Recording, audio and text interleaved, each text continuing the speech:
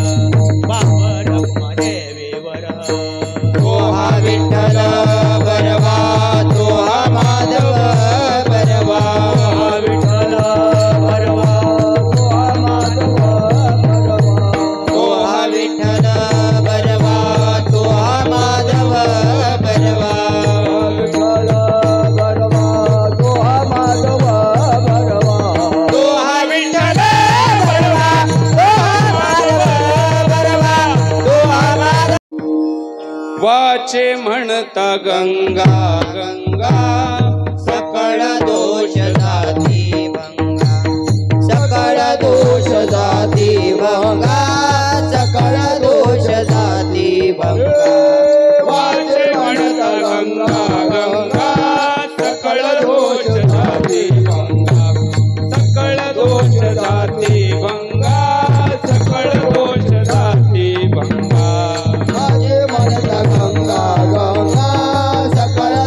जाती भंगा सकळ दोष जाती भंगा दृष्टि पड़ता ब्रह्मा गे दृष्टि पड़ता ब्रह्मा गे दृष्टि पड़ता ब्रह्मा गिरे त्यासे नाही यमापुरी त्यासे नाही यमापुरी त्यासे नाही यमापुरी दृष्टि पड़ता ब्रह्मा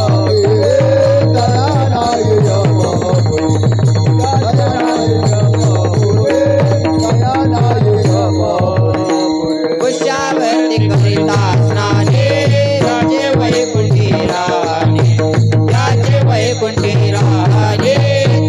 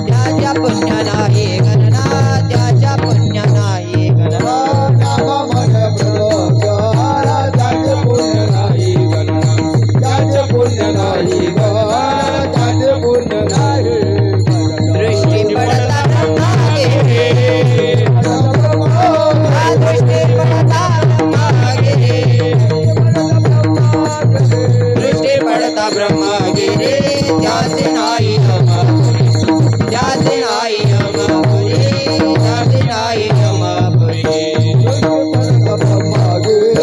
दया नाही यमपुरी दया नाही यमपुरी दया नाही विठोबा रखुमाई विठोबा रखुमाई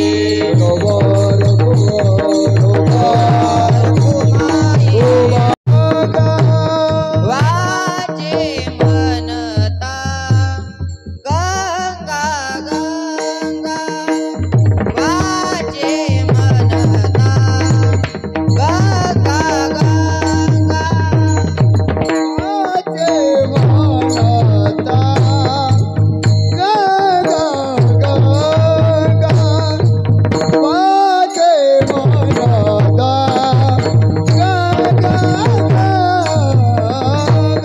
वाचे म्हणता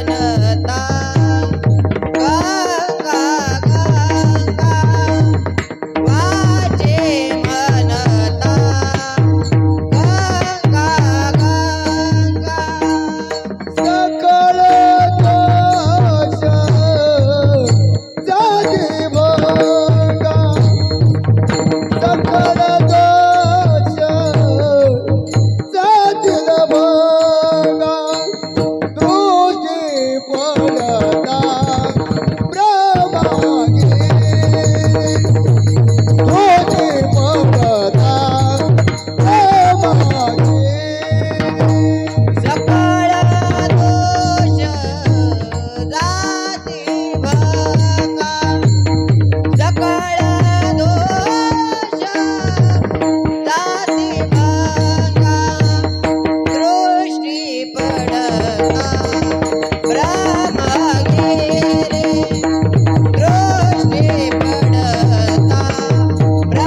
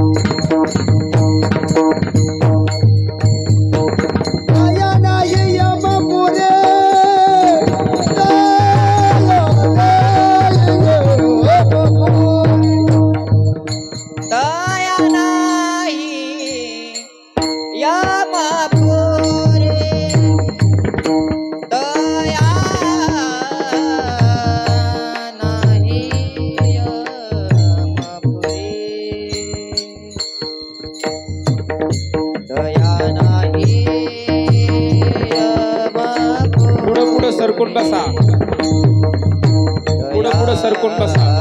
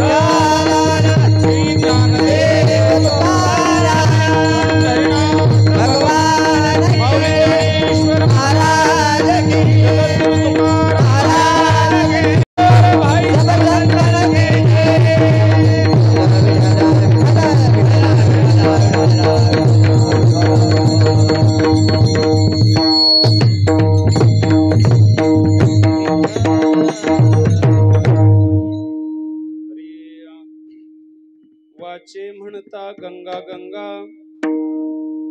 सकळ दोष जाती भंगा दृष्टी पडता ब्रह्मगिरी त्यासी नाही यमपुरी कुशावर्ता करिता स्नाने त्यांचे वैकुंठी राहणे दृष्टी पडता ब्रह्मगिरी त्यासी नाही यमपुरी नामा म्हणे प्रदक्षिणा त्याच्या पुण्या नाही गणना दृष्टी पडता ब्रह्मगिरी त्यासी नाही यमपुरी पांडुरंगा करू प्रथम नमन पांडुरंगा करो प्रथम नमन पांडुरंगा करो प्रथम नमन दुसरे चरण संताचे दुसरे चरण संताचे दुसरे चरण संताचे ज्ञान कृपादाने कथेचा विचार ज्ञान कृपादाने कथेचा विचार ज्ञान कृपादाने कथेचा विचार बाबाजी सद्गुरुदास तुका बाबाजी पांडुरंगा करू प्रथम नमन दुसरे चरण संताचिया त्यांच्या कृपादाने कथेचा विस्तारू बाबाजी सद्गुरु दास तुका शांताकारं भुजगशयनं पद्मनाभं सुरेशं विश्वाधारं गगनसदृशं मेघवर्णं शुभांगं लक्ष्मीकान्तं कमलनयनं योगिभिर्ध्यानगम्यं वंदे विष्णुं भुवयहरं सर्वलोकैकनाथं कैलासराना शिवचंद्रमौळी फणींद्र माथा मुकुटे जळाळे कारुण्य सिंधू भव दुःखहारी तुझवीन शंभो मज कोण तारी विठाला विठाला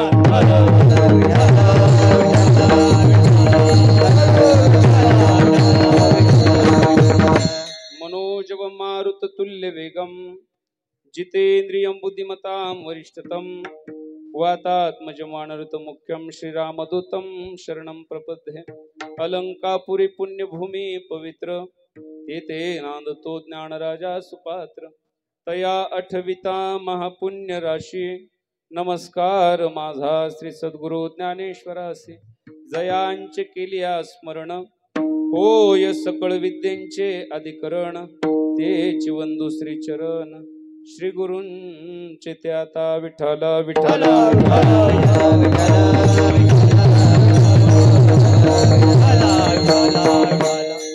वाचे म्हणता गंगा गंगा सकळ दोष जाती भंगा दृष्टी पडता ब्रह्मगिरी त्यासी नाही यमपुरी प्रस्तुत आजच्या कीर्तनाकरिता घेतलेला अभंग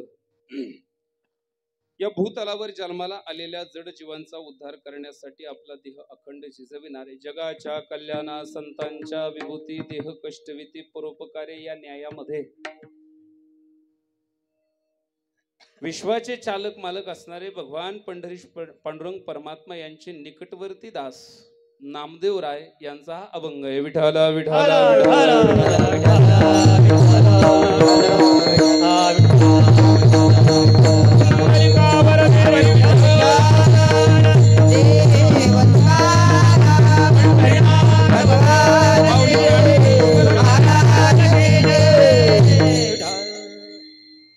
अभंगामध्ये संत नामदेव रायांनी केलेलं वर्णन असं आहे वाचे म्हणता गंगा गंगा सकळ दोष जाती भंगा मानवी जीवन जगत असताना आपण प्रपंचातली माणसं आहोत आणि प्रपंच करत असताना प्रपंचामध्ये प्रपंच म्हटला की दोष आले प्रपंच म्हटला की पाप आलं प्रपंच हा पापाशिवाय नाही हे सुद्धा एक समीकरण आहे जीवन जगत असताना छोटे मोठे अनेक दोष प्रपंचामध्ये प्रपंचासाठी करावे लागतात जर एखादा असं म्हणू लागला मी प्रपंच आणि पाप हे दोन एकत्र घडू देणार नाही माझं वाक्य कोऱ्या कागदावर लिहून घ्या त्याचा प्रपंच होऊ शकणार नाही विठाला विठाला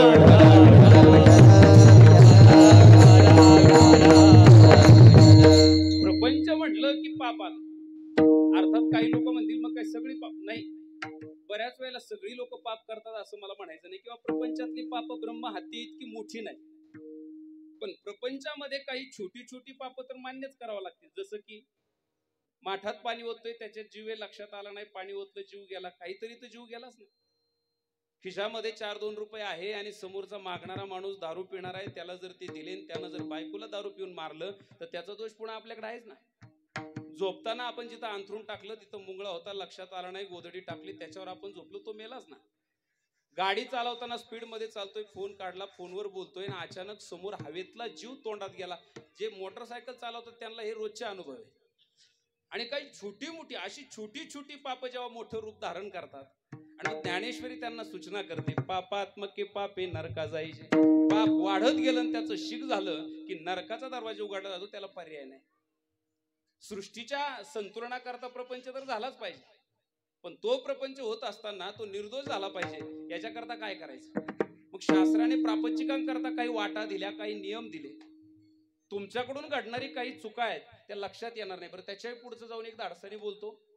बऱ्याच वेळेला काही लोकांचं म्हणणं आहे, आमचा प्रयत्न आहे की आमच्या हातून पाप घडतच नाही. आणि थोरात महाराजांचं म्हणणं आहे, तुम्ही ज्याला शास्त्र ज्याला पाप म्हणतं त्याला तुम्ही पापच मानित नाही, तर पाप झालं का न झालं हे तुम्हाला तरी काय माहिती. बऱ्याच वेळेला पुण्य करता होय पाप प्रमाण आहे. आणि म्हणून अशी छोटी छोटी पाप जेव्हा प्रपंचिकाकडून घडतात, ते जोपर्यंत निर्दोष ते पापातून पुन्हा परत जोपर्यंत आपण क्षालन करत नाही, त्या पापातून जोपर्यंत बाहेर पडत नाही, ना आपल्याला गती आहे ना आपल्या पूर्वजांना गती आहे. आणि मग काय करायचं महाराज, या पापांचं काय करायचं. अरे याच्याकरता शास्त्राने सांगितलं, तुम्ही तीर्थव्रत करा, तीर्थयात्रा करा, तीर्थात स्नान करा, तीर्थ स्वरूप आई वडिलांची सेवा करा. याच्यातून तुम्हाला काय होईल, जसं की सकल तीर्थाची धुरे जे का माता पितरे तये सेवेसी खीर शरीर लोणकीचे. ज्याला शक्य आहे तीर्थाला जायला त्याने जावं, ज्याला शक्य नाही त्याने तीर्थ स्वरूप आई वडिलांची सेवा करावी. तिथं सुद्धा त्या तीर्थाच्या स्नानामुळे, तीर्थाच्या आशीर्वादामुळे तुमचं पाप जे आहे ते क्षालन होईल. एक वाक्य बोलू, सगळ्यांना तीर्थयात्रा सांगितलेली नाही. तुम्ही व्रत नियमून करावे, शरीरात ते न पिडावे, अरे दुरिकेही न वचावे तीर्थाशी गा, किंवा त्रिवेणी संगमी नाना तीर्थे भ्रमे, चित्त नाही ना मी तरी ते व्यर्थ. आहे की नाही. तीर्थव्रत नेम भावे विन सिद्धी वायाची उपाधी धर्म धर्म असं पण सांगितलंय. पण दोन्ही बाजू आहे. म्हणून ज्याच्या त्याच्या कर्मधर्मानुसार त्याला तीर्थयात्रा आहे. आणि ती तीर्थयात्रा केल्याने, तीर्थात अंतकरणपूर्वक स्नान केल्याने छोटी छोटी जी प्रपंचातली पाप आहे ती गंगा मैया क्षालन करून घेते आणि तुमच्या कुळाचा उद्धार होतो. विठ्ठल विठ्ठल.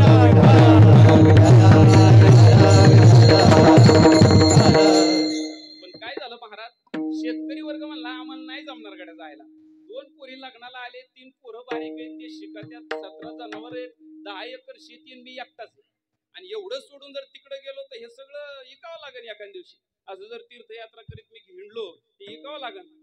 मग आता नाही जाता येत. नामदेव रायाने त्याला परत अजून तिसरा सुबक पर्याय काढला. तू एक काम कर, जाताना यार तोंडाने म्हण, वाचे म्हणता. काय सोपं करून दिलं व्हा. काही लोक लईच भाग्यवान, तुम्हाला सांगतो. तुम्हाला जाग्यावर पर्याय दिला, जाग्यावर. बघा, आई वडील सुद्धा तीर्थ स्वरूप आहे, त्यांची सेवा ही तीर्थाच्या स्नानाच्या बरोबरीचं पुण्य प्राप्त करून देतं. ती तरी करा, नाही ते करता आलं तर वाचे म्हणता. आपण गरीब असल्या जरी वाचे स्मरण केलं त्या गंगा मैयाचं आणि तिचं नाम उल्लेख केला तरी सुद्धा आपल्या दोषांचे डोंगर त्या ठिकाणी भस्म होतात, जळून जातात, निघून जातात. बघा, एवढं सामर्थ्य गंगेच्या स्नानात तर आहेच आहे. गंगेच्या स्नानातच नाही तर गंगा ह्या शब्दाच्या उच्चारात सुद्धा ते पुण्य आहे. विठ्ठल विठ्ठल.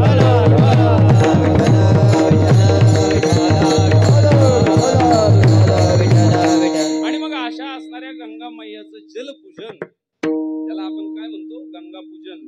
अजून एक नाव काय, मावद, मावंद. अर्थात या पवित्र पुण्य पावन कार्यासाठी आपण सर्वजण या ठिकाणी जमलेला आहात त्या पूजनासाठी. आणि हे पूजन ज्यांच्या निमित्तानं घडतंय, ज्यांनी हे तीर्थ या ठिकाणी प्राप्त केलं, आणलं, आणि ते नुसतं आणून जमत नाही, तर त्याचा यथाविधी त्या ठिकाणी होणं गरजेचं असतं. आणि ते या ठिकाणी या कुटुंबाने घडून आणलेलं आहे. बघा, मी त्यांच्या नावाचा सहज आपला उल्लेख करतो. खरं म्हणजे श्री जानको केरू नान्नर आहे, त्याचबरोबर श्री सोपान राधू खेमनर, श्री मुक्ता बाळू खेमनर, श्री भाऊसाहेब लिंबा पुणेकर, श्री संताराम राधू खेमनर, श्री मारुती देवाजी पुणेकर, त्याचबरोबर श्री सुभद्राबाई हिरामण महानोर, त्याचबरोबर सौ नंदाबाई नानासाहेब कुळपे, श्री भागुबाई अप्पा बिडवे, श्री गंगा भागीरथी गंगूबाई कोंडाजी तांबडे, नवसाबाई रघुनाथ पुणेकर, गंगा भागीरथी अंजनाबाई जगन्नाथ तांबडे, गंगूबाई भिकाजी पुणेकर, शारदाबाई नामदेव पुणेकर, सौ चंद्रभागा हरकू मदने, श्री लक्ष्मीबाई चांगदेव कोळपे, गंगा भागीरथी शांताबाई ज्ञानदेव रुपनर, चंद्रभागा मुरलीधर तांबडे, सौ सकुबाई साळबा पुणेकर, या सर्व मंडळींच्या माध्यमातून हा सोहळा घडतोय. विठ्ठल विठ्ठल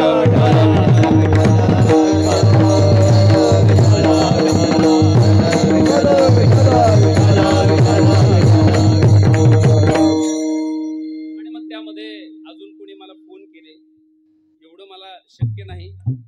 थोडस श्रावण चालू असल्या कारण थोडा म्हणजे श्रावणच सुरू आहे अख्खा. आणि मग त्या श्रावणामुळे रात्री आम्ही भांडगाव म्हणून बघा बाळवणी शेजारचं गाव, तिथं सेवा केली. रात्री 11 वाजता आलो आणि 11 वाजता आल्यानंतर सकाळी आमच्या गावातील झाडूकाम करणारे एक माझ्यावर प्रेम करणाऱ्या मावशी, त्यांचे मालक वारलेली होती. तो दहावा घ्यावाच लागला. सरांनी सांगितलं 11चं टायमिंग, 9 वाजून 10 मिनिटांनी त्या लोकांनी तिथून सोडलं. घरी आलो, कपड्याची पिशवी 2 पोरं गाडीत टाकले, म्हणजे हे बसले पिशवी टाकली. ते असं घेतलं लगेच पळालं. मॅप म्हणायचं तुम्ही पोहोचणारे 11:15ला. मी म्हणलं मी गेलो पाहिजे 11:15 तेव्हा मला कपडे बदलते. आणि मग ते दोन्हीचा मेळ घालत त्यांना उतरवलं, सारथी मी झालो, इथपर्यंत गाडी चालवत आपल्यापर्यंत पोहोचलो. बघा, सांगायचं तात्पर्य या दरम्यान पुन्हा जो अभंग घेतलाय आणि जी घटना आहे, जो कार्यक्रम आहे, त्याच्याशी समरस असं कीर्तन झालं पाहिजे. उगा अभंग निवडायचं एक आणि बोलायचं एक, तर कसं चालन? समोर शूटिंग लागली. आता अभंग, कार्य आणि बोलणं तिन्हींचं एकत्रीकरण झालं पाहिजे. आता ते जाऊ दे, ते माऊलीच्या कृपाने प्राप्त आहे, ते मी पुढे करणारच आहे. या निमित्तानं या सेवेसाठी उपस्थित सर्व आदरणीय व्यासपीठावरील हबप महाराज मंडळी, परिसरातील प्रवचनकार, कीर्तनकार, गायनाचार्य, गावातील ज्येष्ठ असणारे सर्व भजनी मंडळ, मृदुंग वादक, माझ्यासोबत आलेले गायक आणि या परिसरातील सर्व पारमार्थिक मंडळी, शेतकरी वर्गातील, राजकीय क्षेत्रातील, गावातील ग्रामस्थ, हे कलश धारण केलेल्या सगळ्या माता माऊल्या, विनेकरी काका आणि या ठिकाणी ज्यांची सिस्टम आहे ते दादा, सर्वांना सर्वच बरं का. एक मात्र नक्की बोलतो, अगोदरच बोलतो, नावाचा उल्लेख केला एखाद्याच्या का 2 तारखा नक्की वाढतात बरं का. लक्ष देऊन ऐका. आणि मला काय ते नावाला काही अडचणी अशातला काही भाग नाही. माझ्या माहितीप्रमाणे 3 नावं इथली मला पाठ आहेत मोबाईलमुळं, आणि ते सुद्धा मी घेणार नाहीये.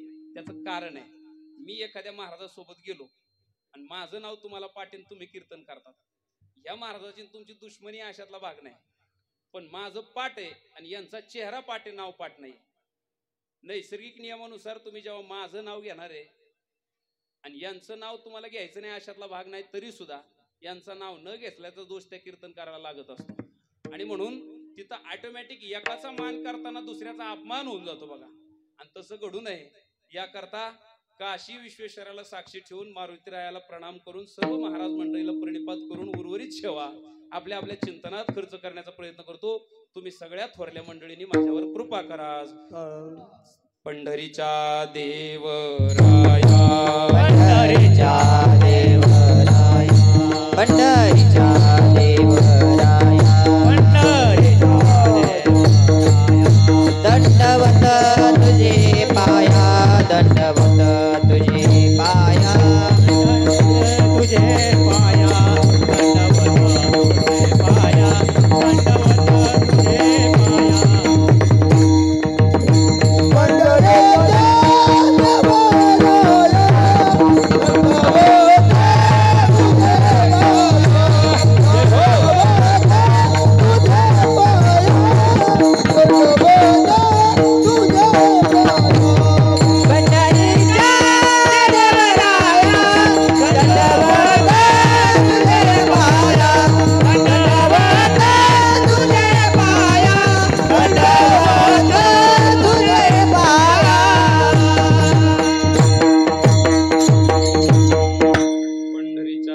पाया, दंडवत तुझे पाया.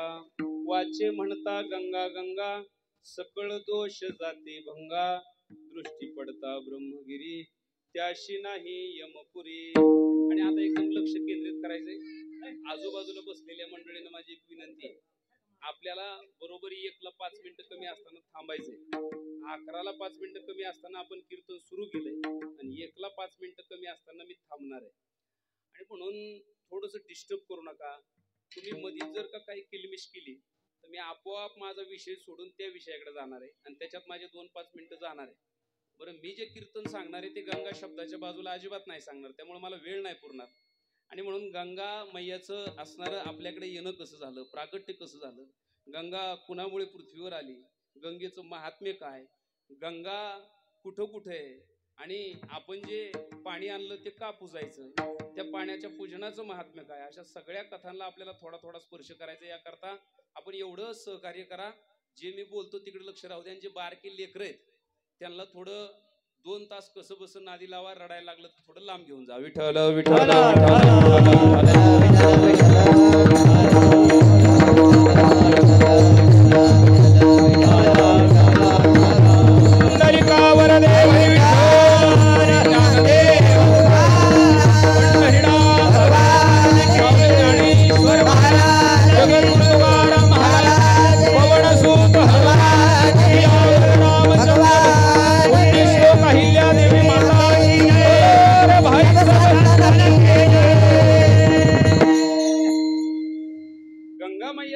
प्राकट्य कसं झालं बघा.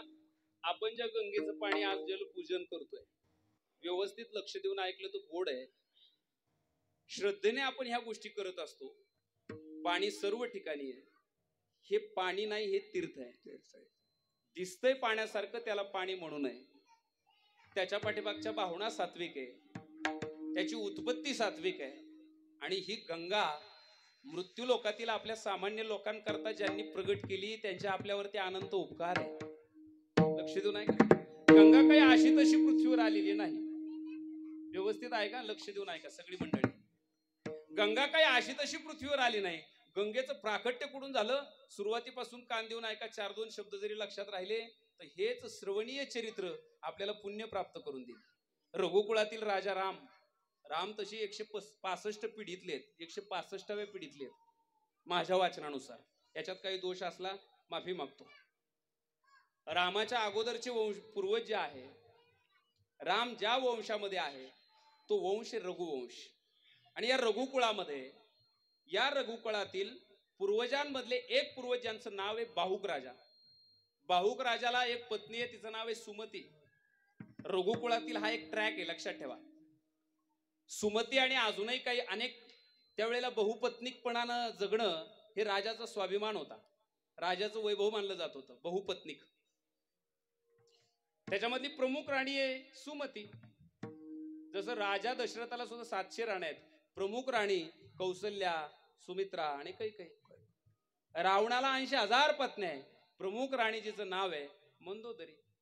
भगवान श्रीकृष्णाला 16,108 आहे. प्रमुख पत्नी रुक्मिणी. लक्षात येते का बघा बरं का. आणि त्या थोरलीला जो थोरला मुलगा होईल तो राजाचा म्हणजे राजाचा तो असणारा राज्याचा राजकुमार असायचा, किंवा युवराज बनायचा, किंवा राजा बनायचा, अशी परंपरा होती. थोरल्याला गादी चालवण्याचा अधिकार होता. जास्त बायका असल्यामुळं गोळा असा झाला. सुमतीला पहिल्यांदा मुलगा होणार होता आणि सौती मत्सर त्यावेळेला लय अवघड होता. तिथं होतो तेव्हा मी आपलं हे म्हणजे भांडायच्या बाबा बायका. जास्त बायका, एकीला थोडा मान दिला का दुसरी फुगायची. सुमतीला पोरग झाल्यावर तो राजा बनन आणि माझ्या पोराला दास बनावं लागन, हे कोणत्याच बाईला सहन होत नव्हतं. लक्षात येते का बघा. सुमतीला गर्भ राहिला आणि तिच्या सौतीनं तिच्या जेवणामध्ये विष घातलं. विषासगट जेवण केलं, बेशुद्ध पडली. पण आपल्याकडे एक म्हण आहे, देव तारी त्याला कोण मारे. तिच्या गर्भाचं रक्षण परमेश्वराने केलं. ती नामस्मरण करत होती आणि त्या विषासहित, त्या विषाच्या गर्तासहित तो जन्माला आला. त्याला संस्कृत मध्ये गर म्हटलंय. त्या विषाच्या गरामुळे जन्माला आल्यामुळं त्या बाहुक राजाच्या सुमतीच्या पोटी जे आपत्ती जन्माला आलं त्याचं नाव आहे राजा सगर. विठ्ठल विठ्ठल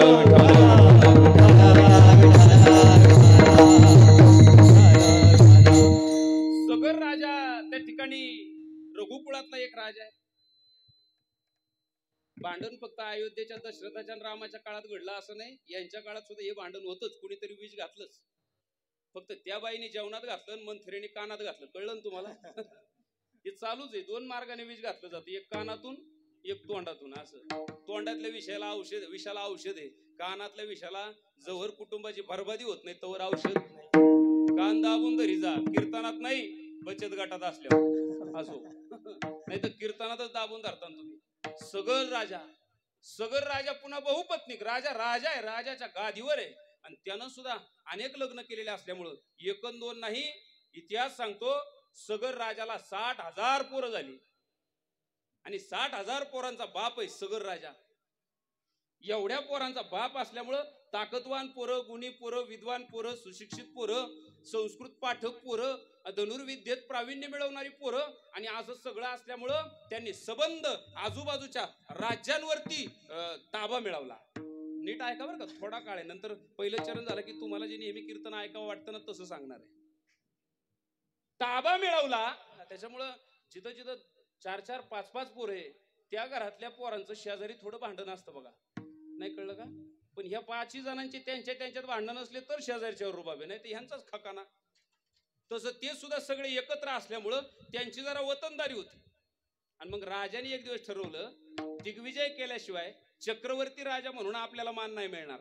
मग काय करायचं पिताश्री, यज्ञाला घोडा सोडा आणि त्या घोड्यावरती आपली मोहर लावा, आणि घोड्याच्या कपाळावरची ती मोहर पाहून जो राजा घोडा अडवीन त्याला आडवा करा, आणि आपल्या असणाऱ्या राज्याच्या हद्दीत ते राज्य सामील करून घ्या. लक्षात येते का बघा? चक्रवर्ती राजानं स्वतः मानलंय चक्रवर्ती, पण अजून दिग्विजय व्हायचा बाकी आहे. पण दिग्विजय होण्या इतकं सामर्थ्य मात्र होतं. घोडा सोडून दिला, राजाची मोहर लावली. 60,000 पोरं त्या घोड्या माग, जिकडं घोडा चालन तिकडं जायचं. घोडा निघाला जसं फिरत फिरत फिरत फिरत संगमनेर, वडुलं, मालुंज, असं इकडे नव्हतं आलं, ते दुसरी होतं ते. लक्ष देऊ नाही का? घोडा पुढे चालू लागला. कसं असतं माहिती का, तुम्हाला कंटाळा येऊ नये म्हणून मधून मधून थोडं हिंदळावं लागतंय. बरं, असं आहे आजच्या कीर्तनामध्ये वेदांत नाही, संस्कृत नाही, मस्त कथा आहे फक्त. आणि ती जर व्यवस्थित ऐकली तर आजचा दिवस सफल झाला म्हणायचं. घोडा पुढं, 60,000 पोरं माग त्या घोड्याच्या रक्षणाला आणि युद्ध करायला. बरेच राज्य काबीज केले महाराज. आणि इंद्राला बातमी कळाली, शेवटच्या टप्प्यात दिग्विजय चाललाय. जर ह्यांनी इथं साम्राज्य हस्तगत केलं, चक्रवर्ती म्हणजे पृथ्वीवर राज्य जर हस्तगत केलं, तर त्याच्यानंतरचा त्यांचा दुसरा प्रयत्न असणार आहे सरपंच झाल्यावर आमदार. नाही कळलं का?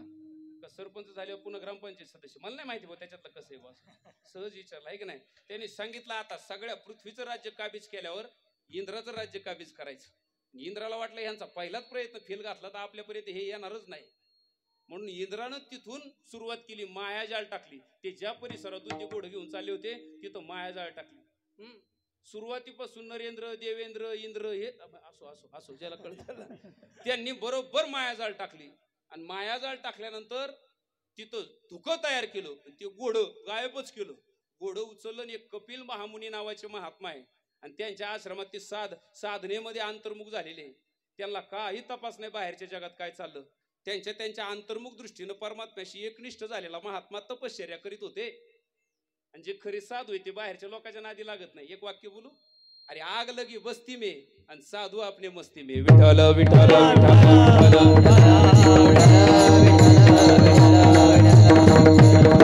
आश्रमात घोडा आणून बांधला, पण ज्याच्या आश्रमात बांधला त्याला त्याचा तपास अजिबात नाही. इंद्र तिथून निघून गेला आणि दुःख का बाजूला झाल्यावर 60,000 पोरं घोडं पुढे घोडं पुढे घोडं पुढे. त्यांनी चप्पा चप्पा छान मारला. तुम्हाला सांगतो, पृथ्वीच्या ज्या कोपऱ्यात जाता येईल त्या कोपऱ्यात त्यांनी सैन्य फिरवलं आणि स्वतः हे 60,000. अनेक घोडे भेटले, पण तो घोडा ओळखू येण्यासारखा होता, घोडाच नाही तसा. कुणी धाडस केलं असेल बा. बरं, त्या काळामध्ये यांचं चक्रवर्ती नाव, दिग्विजय करायला निघालेली माणसं काही साधी का, यांच्या विरोधात कोणी गेला असेल बा. या 60,000 जणांना काही तपास नाही. बरं, तुम्ही विचार करा, समजा माझ्या वडिलांनी मला एखाद्या मोहिमेवर पाठवलं आणि ती मोहीम जर माझ्याकडून जर फेल गेली, म्हातारी चपला नाही तोंड आणायचं. यांना पुन्हा माघारी जावं तर ती भीती, आणि घोडं तर सापडा ना, वैतागले राहते. एवढे फिरले, जेवण वेळेवर नाही, काय नाही, असं चिडल्यावानी झालं डोक्यात.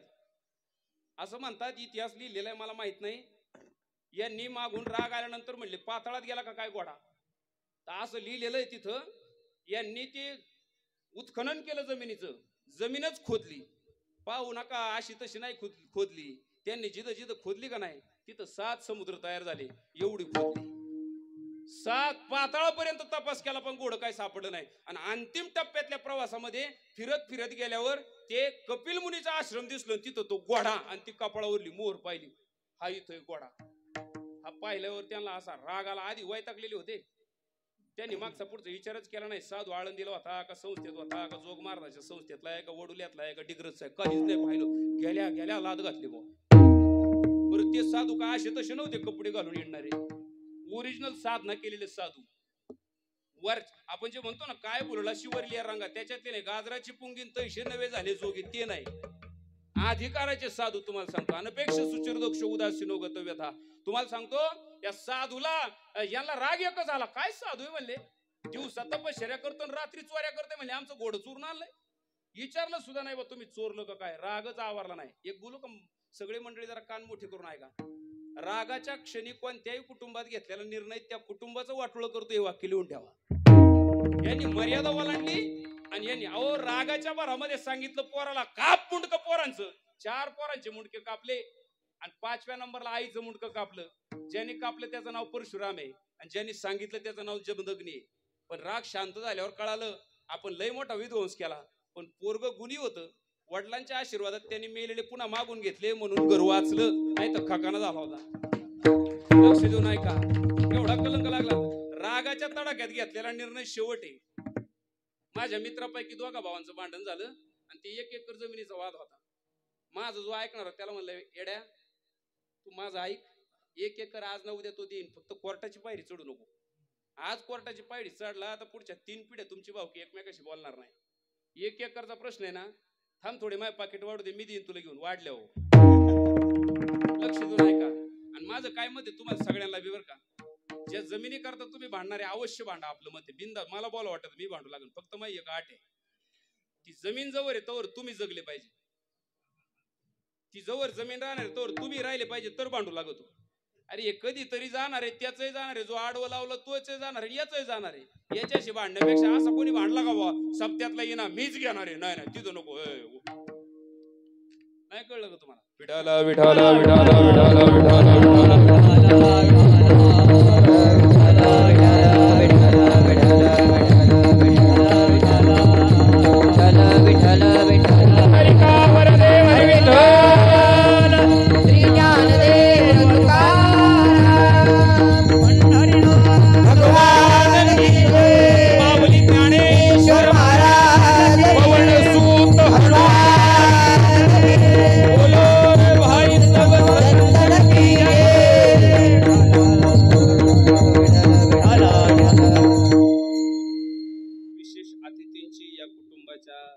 संबंधात असणाऱ्यांची उपस्थिती आहे.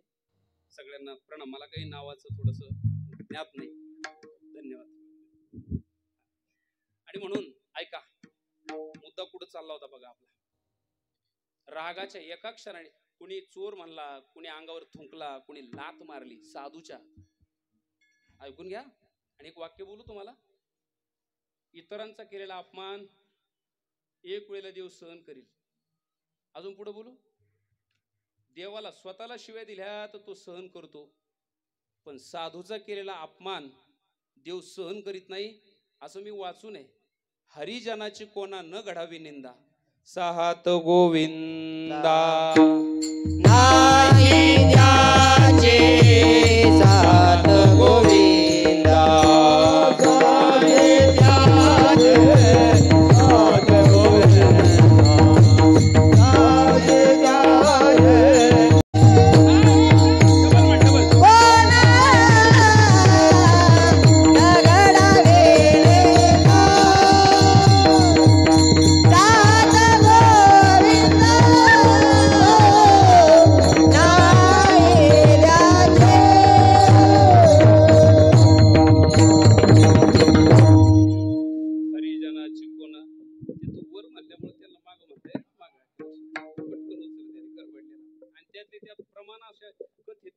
शक्यतो मालिकेत नसतात. हे प्रमाण आहे का नाही हे मालिकेत लवकर सापडत नाही. असं काही हरकत नाही. त्याच्याशी आपलं मतलब नाही. आणि बऱ्याच वेळेला जेव्हा सभा मंडपात कार्यक्रम असतो त्यावेळेला स्वर लागलेला जरी असला तरी तो हुकल्यासारखा जाणवतो. त्याला हॅमरिंग असते. हॅमरिंग चांगल्या सुरुवात करताना माझ्याकडून ते झालं तर चला जाऊ द्या विषय सोडून द्या. प्रमाणाच्या वाक्याकडे लक्ष द्या. हरिजनाची कोणानं घडावी निंदा, सहात गोविंदा नाही त्याचे. गोविंद त्याचं सहन करत नाही. बघू नका, एकन दोन नाही, अरे 60,000 पोरं, 60,000 पोरं साधूच्या अपमानातून एक आग. अरे कर्दम नावाच्या महान ऋषीचा पोरगा आहे तो. कर्दम ऋषीला 9 पोरी आहे आणि देवहूती ही कर्दमाची पत्नी आहे. आणि देवहूतीला 9 मुली झाल्या आणि 10व्या नंबरला हा कपिल झाला. त्या 9 पैकी एक अनुसया आहे, एक अरुंधती आहे. लक्ष देऊ नाही का, लय मोठं घराणं आहे ते. आणि मला वाटतं एवढ्या मोठ्या महात्म्याच्या मुलाचा अपमान सहन झाला नाही. देवाने अग्नी उत्पन्न केला आणि ते पतनाला गेले. 60,000 पोरं पतनाला गेले. आणि तुम्हाला सांगतो इकडे चिंता पडली राजाला, पोरं कुठे गेले, पोरं कुठे गेले, किती दिवस झाले, दिग्विजय का एवढ्या दिवस चालवतो का, आता काय भानगड आहे बाबा. म्हणले आचारसंहिता संपली, भानगड सगळं झालं ना, अजून कमून नाही आले. या राजाला 60,000 मुलं होते सगरला आणि 60,000 पैकी एका मुलाचं नाव होतं असमंजस. त्या असमंजसला एक पोऱ्या होता अंशुमान. हा अंशुमान त्या गटातला थोरला. आणि थोरला म्हणला आता जबाबदारी माझी. राज्यावर बसायची जशी जबाबदारी थोरल्याचीच असते का नाही, राज्यावर आलेलं संकट निपात करायचा अधिकार सुद्धा थोरल्याचाच. आणि मग म्हणले मलाच जावं लागेल. हो म्हणले तुलाच जावं लागेल. त्यानं पुन्हा प्रयत्न केला, शोध घेतला. आता मी लय वेळ घालवित नाही, तो कोणत्या मार्गे गेला आणि त्याने सुद्धा प्रवासात काय केलं त्याच्याशी आपल्याला मतलब नाही, आपल्याला गंगा पृथ्वीवर आणायची. तो गेला आणि शोधित गेल्यानंतर कपिल मुनींच्या आश्रमामध्ये पोहोचला. कपिल मुनींच्या आश्रमात पोहोचल्यानंतर त्यानं तो घोडा वळखला आणि घोड्यां शेजारी पडलेले 60,000 ढिगारे ओळखले. हात जोडले, नतमस्तक झाला. ती रागात होती, हा रागात नव्हता. त्याने विचारला हा काय प्रकार आहे. माहित नाही म्हटलं, कोणी सगर राजा आहे आणि त्याची पोरं. संभाषणातून कळालं ही सगर राजाची पोरं आहे. यांनी विनयाने सांगितलं मग मी सगर राजाचा नातू आहे, माझं नाव अंशुमान आहे. असं का, मग हे तुझे चुलते आणि तुझे वडील हे 60,000 जण माझा याने अपमान केला, हद्द ओलांडली. आणि साधूच्या अपमानातून देवाला क्रोध आला आणि त्या क्रोधाग्नीमध्ये हे जळून भस्म झाले. आणि मग याच्या डोळ्यातून गळगळा पाणी व्हायला लागलं. साधूच्या अपमानातून आतापर्यंत इतिहास साक्षीदार कोणाचं भलं नाही झालं. याचा अर्थ माझे चुलते आणि वडील हे आता पतनाला गेले असतील. कपिल मुनींनी सांगितलं याती नसते तर संशय. आता त्याच्यात संशय घ्यायचा नाही. तुझे असणारे वडील आणि चुलते हे दग्ध झालेले आहे. रडू लागला, गुडघे टेकवले. मला काय असं हे काही श्राद्धाचं प्रवचन आहे म्हणून बोलत नाही. वडिलांचं आपल्या आयुष्यातून कमी काळात अकाली जाणं खूप डेंजर असतंय. मला बोलत नाही बसायचं. रडू आलं, रडायला लागला. 1 न 2 अख्खं घर बसले. आणि मग हात जोडले, सांगितलं महर्षी त्यांच्याबद्दल मी माफी मागतो. महर्षीचं वाक्य आहे, एवढ्या माफीनं मी तुझ्या असणाऱ्या पूर्वजांचा उद्धारही करू शकत नाही, त्यांना पुन्हा जिवंत करू शकत नाही. मग ते परत तर नाही येणार हे मला कळलं ऋषी. एक विनंती करा, जगाच्या कल्याणा संतांच्या देह कष्टविती पुरोपकारे एका जनार्दनी संत पूर्ण करीती. माझा एक मनोरथ पूर्ण करा. यांचा उद्धार कसा होईल याचा पर्याय द्या. मग त्या कपिल महामुनींनी सांगितलं आता याला एकच पर्याय. साधूचा अपमान केला आणि थोडा तिडका नाही, कोणी अंगावर थुकलं, कोणी शिव्या घातल्या, कोणी लात घातली. एवढ्या मोठ्या अपमानातून जर बाहेर पडायचं असेल आणि यांचा उद्धार जर घडून आणायचा असेल, एकच पर्याय. हे सगळे 60,000 ढिगारे का नाही, यांच्यासाठी स्वर्गातली गंगा पृथ्वीवर आणा आणि तिच्या पाण्याचा स्पर्श जेव्हा या ढिगाऱ्याला होईल तेव्हा यांचा उद्धार होईल. विठ्ठल विठ्ठल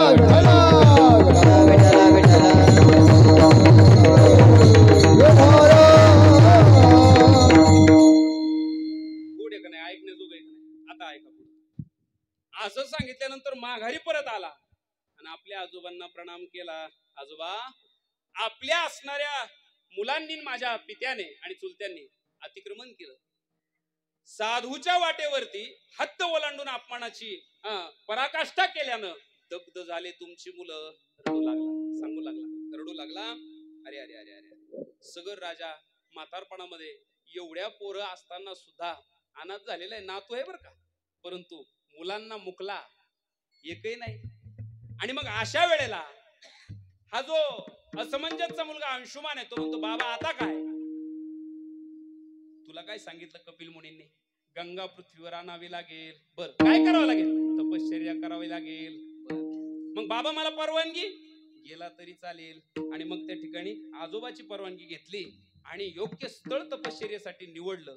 आणि असं म्हणतात या अंशुमाननं उभा आयुष्यभर तपश्चर्या केली, पण ती तपश्चर्या करताना मंत्र काय म्हणला, जिला बोलवायचं होतं तिच्याच नावाने हाक मारू लागला, वाचे म्हणता गंगा गंगा, वाचे म्हणता गंगा गंगा, वाचे म्हणता गंगा गंगा, वाचे म्हणता गंगा गंगा, सकळ दोष जातील भंगा, सकळ दोष जातील भंगा, सकळ दोष जाती भंगा, सकळ दोष जाती भंगा, सकळ दोष जाती भंगा, सकळ दोष जाती भंगा, वाचे म्हणता गंगा गंगा, सकळ दोष जातील भंगा, सकळ दोष जातील भंगा, सकळ दोष जातील भंगा, वाचे म्हणता गंगा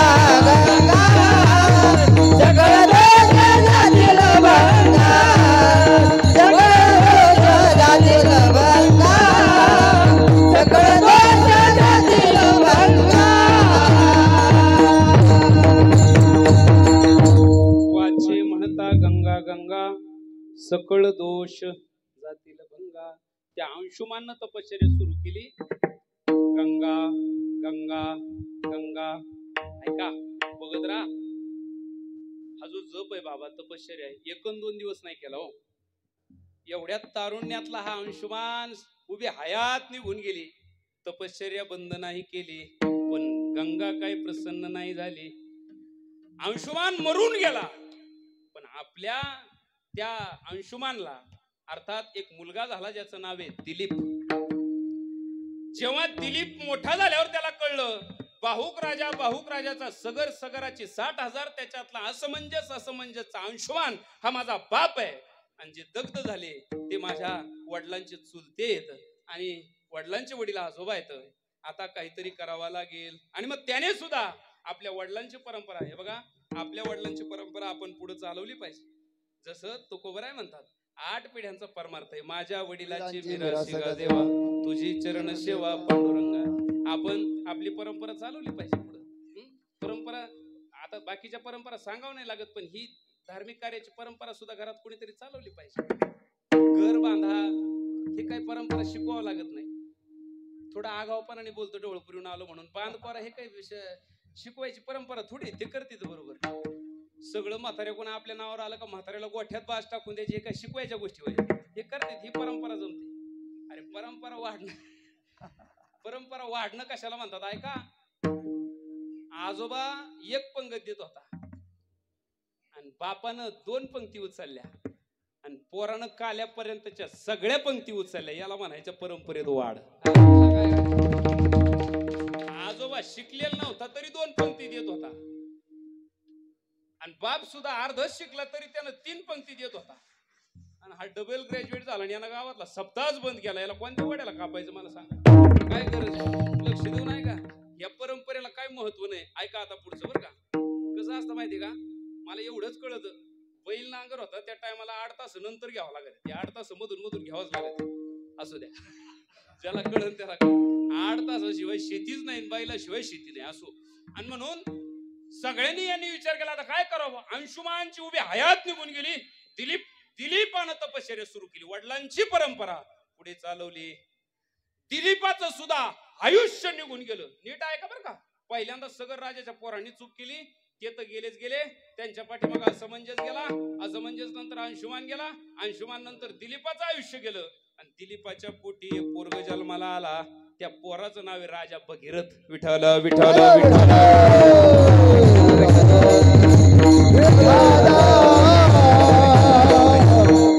भगीरथ राजा जन्माला आला. भगीरथ राजा नाव बरं का आधी, मग महान साधू.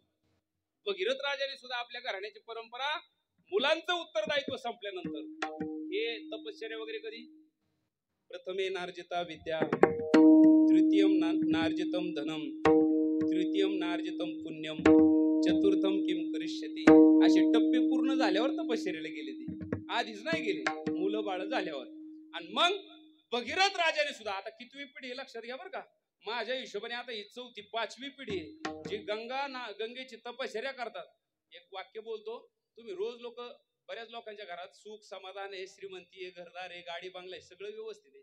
याचं एकमेव कारण ज्या ज्या घरामध्ये बंगला आहे बंगल्याबरोबर सुख आहे, पलंग आहे पलंगाबरोबर झोप आहे, जेवण आहे जेवणाबरोबर भूक आहे ना, त्या घरामध्ये तपास करा. त्या घरातली लोक त्यांच्या पितरांचा वाटा वेळच्या वेळी देतात म्हणून ती नीट चालू आहे. लक्ष देऊन ऐका. ज्या घरामध्ये पितरांचा वाटा पितरांना देवाचा वाटा देवाला दिला जात नाही का, त्या घरामध्ये पितर आणि देव एकाच वेळेला नांगर फिरवतात. लक्ष देऊन ऐका. म्हणजे त्या घरामध्ये श्रीमंतीलय असतील महाराज, ऐकून घ्या माझं वाक्य. त्या घरात श्रीमंतीलय असते, पण वडिलांचे आशीर्वाद नसल्यामुळे ती श्रीमंती गावाला दाखवता येते पण स्वतःला वापरता येत नाही. नाही कळालं का अजून? त्या घरामध्ये पलंग लय मोठा आहे पण झोप नाही. नाही खायला डब्याच्या डबे भरलेले पण त्याला खायचंच नाही. आता ते बाकीचं तुम्ही समजून घ्या. काही काहींना चुकून झालेली बरं का, ती माझे मित्र आहेत त्यांना त्याच्यातून वगळा. असू द्या, लक्ष देऊ नाही का. आता मला सांगायचं तात्पर्य असे, आई वडिलाच्या पितरांच्या आशीर्वाद जोपर्यंत पितर तुम्हाला आशीर्वाद देत नाही, त्यामुळे देवाचा वाटा म्हणजे आपल्याकडे जागरण करतात, देवाचा वाटा येतो. आपल्याकडे श्राद्ध करतात, पितरपाठामध्ये पितृपक्षात जेवण घालतात, आमुष्याला दही भात देतात. हा पितरांचा वाटा आहे. लय नाही मागत पितर, पण द्यायची तुमची भावना पाहिजे. जी लोक देत नाही त्या लोकांच्या कुटुंबामध्ये एक सुख समाधान लाभत नाही. या जुन्या राजा महाराजांना चांगलं माहिती होतं, हा ध्वज घालवल्याशिवाय आपल्या घराण्याला घरपण येणार नाही. आणि मग निर्णय घेतला, भगीरथाने उभी हयात घातली आणि योगायोग जुळून आला. आता मात्र गंगा प्रसन्न झाली. गंगा माता समोर आल्यानंतर वत्स काय मागणी आहे मागा. भगीरथ म्हणतात, मा साहेब असं असं घडलं. आता ते सगळं सांगत नाही, तेच तर ऐकलं आपण. बर. गंगा माता म्हणली मी प्रसन्न आहे. तब्बल 5 पिढ्याने हट्ट सोडला नाही. भगीरथा इतका हट्ट असाव पार मारतात, रघुकुळा इतका. वा, प्रसन्न आहे. काय पाहिजे बोला. काही नाही. आमच्या पितरांच्या उद्धारा करता आणि त्यांच्या निमित्तानं जगत उद्धारा करता आपण मृत्यू लोकात यावा. असं आपण मृत्यू लोकामध्ये मला बोलावताय, सोपी गोष्ट नाही हो भगीरथा. म्हणजे काय, मी येईल ना, तुम्ही तपश्चर्या केली, तुमची मागणी पूर्ण करणं याच्या बंधनात आहे. आता मी तुमचं माझ्यावर कर्ज झालंय. असं का? मग अडचण काय? मला अडचण काहीच नाही. अडचण मृत्यू लोकाला आहे. म्हटले म्हणजे नेमकं म्हणायचं काय? भगीरथ राजा आणि तुम्ही सगळी लोक डिग्रसकर आपल्या घरी जर वरून कुठून पत्र्यावरून पाणी पडत असेल तर ती जागा पहा. त्या जागेवर दगड जरी असेल तर सतत पाणी पडून पडून त्या जागेवर गल तयार होते. थेंब थेंब पडणारं पाणी दगड फुटितंय. थेट स्वर्गातून जर इथं येऊन गंगा आदळली तर ह्या मृत्यू लोकांचा खकाना झाला असता, उलथा पालत झाली असती. हात जोडले, मी यायला तयार आहे. माझा वेग जर अडवला नाही तर मी मृत्यू लोकांसहित पाताळात जाईल आणि लय मोठा नंगानास होईल. याचा काहीतरी उपाय काढा. मी येते, मला परत आवाज द्या. आता तपश्चर्या करायला लावणार नाही. स्मरण करता क्षणिक तुमच्या पुढे येईल. फक्त माझ्या 2 अटी पूर्ण करा. 1, माझा वेग कुणीतरी अडवायला लावा. आणि 2, मी मृत्यू लोकात आल्यानंतर बरेच असे काही लोक आहे जे पाप करतात आणि ते पाप धुवून टाकण्यासाठी माझ्यात येतात. त्यांची पाप मला लागल्यानंतर ते शुद्ध होतील, पण मी मलिन होईल. मग माझी मलिनता कशामुळे निघून जाईल हा दुसरा पर्याय काढा. मी उद्या येते. विठ्ठल विठ्ठल.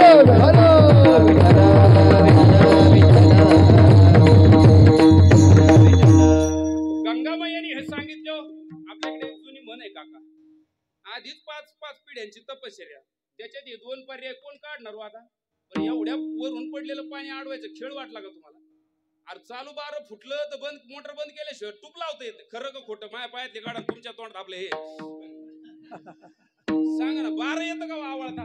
12. आता तिचा वेग कधी अडवणार आहे? पुढं 5 HP पाणी, पुढं ढगपुटी झाल्यावर गावच्या गाव वाहून जातात. आणि गंगावरून खाली आलो कोण अडवीन भाऊ? काय तमाशा आहे? जुनी एक म्हण याला, नकटीच्या लग्नाला 17 असंच येते. ऐका, लक्ष देऊन ऐका. ते म्हणले काय करावं, पण असं प्रयत्नवादी पुरुषांची मालिका आहे. मला असं वाटतं, ओले मूळ भेदी खडकाचे अंग, सायाशाशी होय कार्यशी. गुरुजी असंच आहे ना. अरे पिंपळाच्या झाडाचा असं प्रयत्नवादी आहे, त्या भगीरथाचे प्रयत्न भगीरथ प्रयत्न आहे. एखाद्याने जर राजकारण चांगलं केलं, एखाद्याने शेती चांगली केली, लोक त्याला गावात म्हणतात आमच्या गावात तो प्रयत्नातला भगीरथ आहे. प्रयत्नाला हरला नाही, माघार घेतली नाही. दुसऱ्या दिवशीपासून पुन्हा शंकररावला फोन केला, आपले हे तपश्चर्या केली महादेवाला. तेवढेच एक होते का ते वेग अडवू शकत होते. मग पुन्हा नमः शिवाय, ओम नमः शिवाय या जपाची सुरुवात केली. नमः शिवाय, ओम नमः शिवाय. सगळ्यांनी टाळी वाजवा. हर हर बोले नमः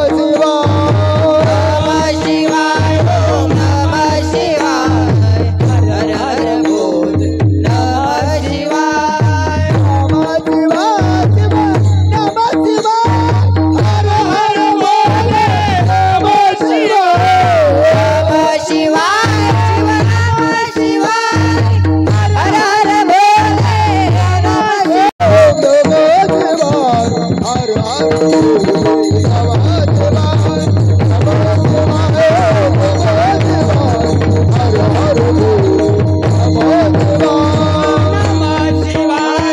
नमः शिवाय हर हर बोले नमः शिवाय शिवाय नमः शिवाय हर हर बोले नमः हर हर बोले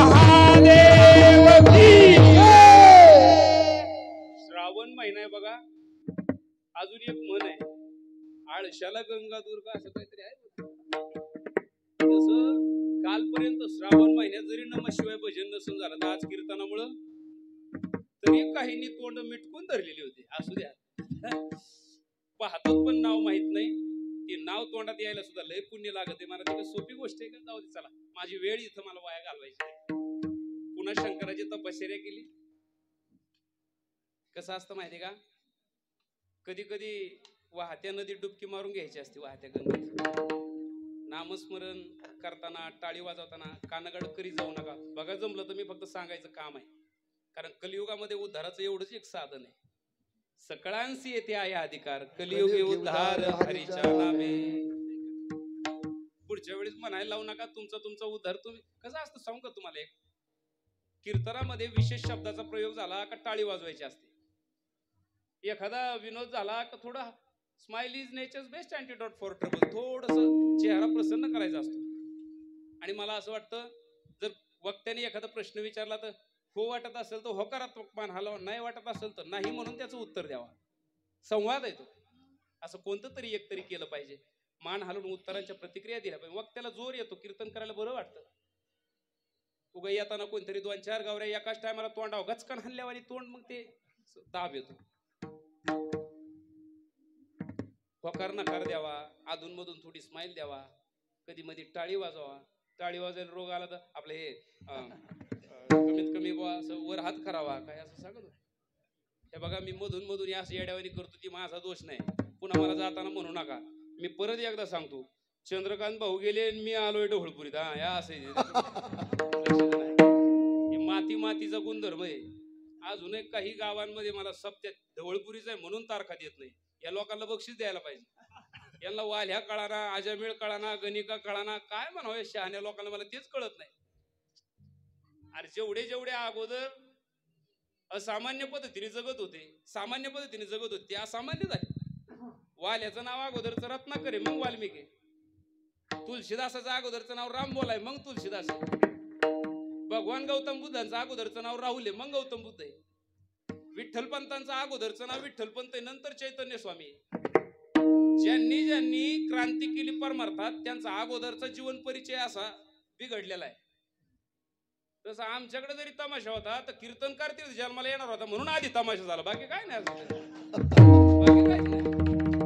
अजूनही मी तुम्हाला सांगतो, ह्या लोकांनी गॅरंटी याच्या त्या 25 तरी लोकांनी चंद्रकांत भाऊचे वग पाहिला असेल. वग करावा तर फक्त अख्ख्या नारायणगावच्या कला केंद्राच्या पूर्ण फडावरती फक्त भाऊनाच. भाऊचं जर का तुम्हाला सांगतो, तुका वैकुंठाला जातानाचा जर वग पाहिला, लोक काय उठतील बाबा 8 पर्यंत. त्याच्यामुळे ते मातीचा गुणधर्म आहे. काही गोष्टी तुम्ही ऍडजस्ट करा, तुमच्या काही गोष्टी मी ऍडजस्ट करतो. विठ्ठल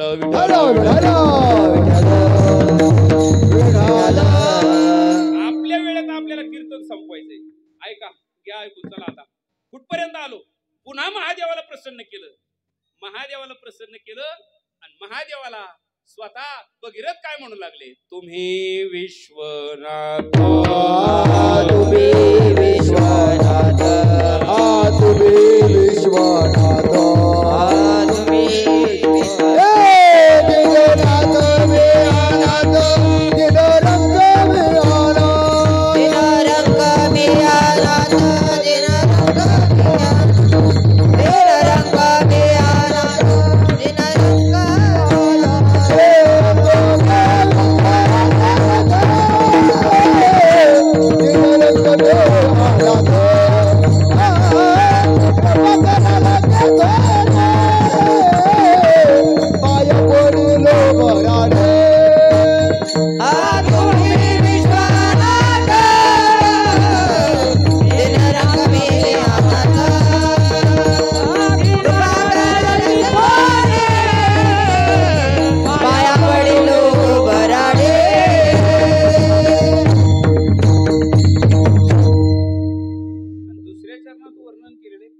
कराल ते थोडी पाया पुढील बरा काय देवा थोडी कृपा करा थोडी आता ही थोडी होती का गंगा डोक्यावर घ्यायची थोडी आका घरात भांडण लागलं थोडी आता थोडी कृपा करा म्हणल्यावर महादेवानं सकारात्मक आहे बघा भोळा महादेव आहे मनापासून त्याचा हाक मारल्यावर कोणाची इच्छा पूर्ण नाही केली मला सांगा रावण कोणाच्या बळावर एवढा श्रेष्ठ होता जाऊ दे मला वेळ नाही महादेवाने सांगितलं तुम्ही गंगेला पाचारण करा मी घेतो डोक्यावर आणि डोक्यावर महादेवाने गंगेला घेतलं पण घरच्या मालकीनबाई जरा बिघडल्या असो कळेल त्याला कळेल पार्वती म्हणली माझ्यात काय कमी बा आता या असं असतंच बघा काही वेळेला डबल लग्नाला वेगवेगळी कारणं होती हो का हाऊस म्हणून केलेल्या गोष्टी का काय काहींच्या बाबतीत असं ना हाऊस ज्यांनी हाऊस म्हणून केले त्यांचे घोडे कांद्यात गेले की तुम्हाला सांगतो लक्ष देऊ नाही का जगाच्या कल्याणाकरता हे निर्णय पेलावा लागला महादेवरावाने संमती दिली गंगामाई आल्या इथं डोक्यावर बसल्या आणि गंगेने दुसरा प्रश्न बाबा विचारला होता माझं पाप कोण घालवीन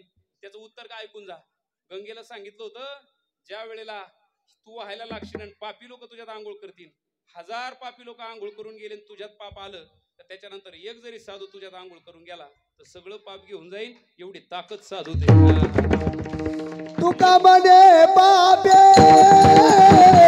जाती संताची याद पे तुका म्हणे पापे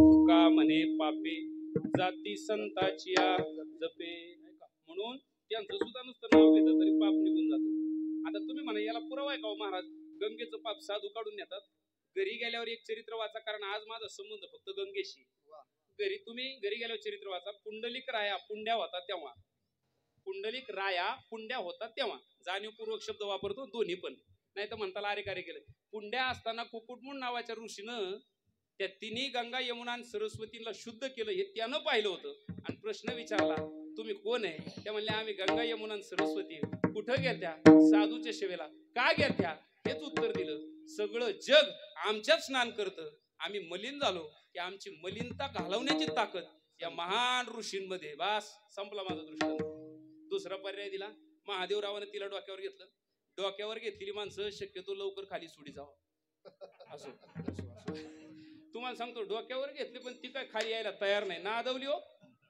पण ह्यो पत्ता जावा लागला पार्वतीला दोघे चौथी मत्सर 2 कथा आहे त्याला जोडून मला तिकडे जायचं नाही गौतम ऋषीकडून गो हत्येचं पाप झालं म्हणे ते निमित्त मध्ये करून मग शंकराने तोपर्यंत शंकराची समाधी लागली या बाबाला उघडायला कोण जाईल समाधी तपश्चर्येने समाधी उत्थान केली आणि मग त्यांनी जगाच्या कल्याणाकरता जिला डोक्यावर घेतलं ती जायला तयार नसल्यामुळं जटा आपटली आणि त्या जटेतून ती गंगा प्रवाहित झाली जरा पटकन ऐका आता थोडाच वेळ राहिला गंगा प्रवाहित झाली सगळे खुश झाले बघा आता भगीरथ राजाला दिलासा मिळाला आता माझ्या पितरांचा उद्धार होणार आणि मग भगीरथ पुढे चालू लागले गंगा मैया मागे चालू लागली गंगा मागे भगीरथ पुढे गंगा मागे भगीरथ पुढे आणि जिथं कपिल मुनींचा आश्रम आहे त्या ठिकाणाचं नाव मी शेवटी सांगणार आहे ही गंगा तिथं गेल्यामुळे त्या ठिकाणाला ते नाव पडल्यामुळे ते दाबून धरले मी आणि ती गंगा मागे मागे चालली पण घोटाळा असा झाला त्याच मार्गामध्ये एक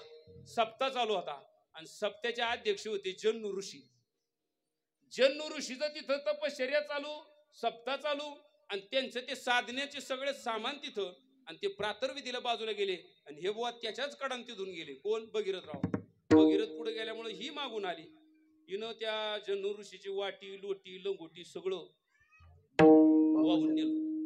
वाहून नेलं हो जन्नू ऋषीनं जेव्हा पाहिलं मग सामान हिनं नेलं पाहता काय गंगाच गिळून टाकली तांब्यात नव्हती गंगा तुम्ही म्हणाल मला माहित नाही बरं का तेव्हा नव्हतं बरं का मी पण तुम्हाला सांगतो 2 जण एकानं एका घोटात गंगा गिळली आणि दुसरा एक महान ऋषी होऊन गेला त्या ऋषीनं 3 घोटात आका समुद्रच गिळला त्या ऋषीचं नाव आहे अगस्ती कळलं का काय ताकद असेल बा आपल्या आणि काय आपल्या भारताचा इतिहास आहे पवित्र ते कुळण पावन तो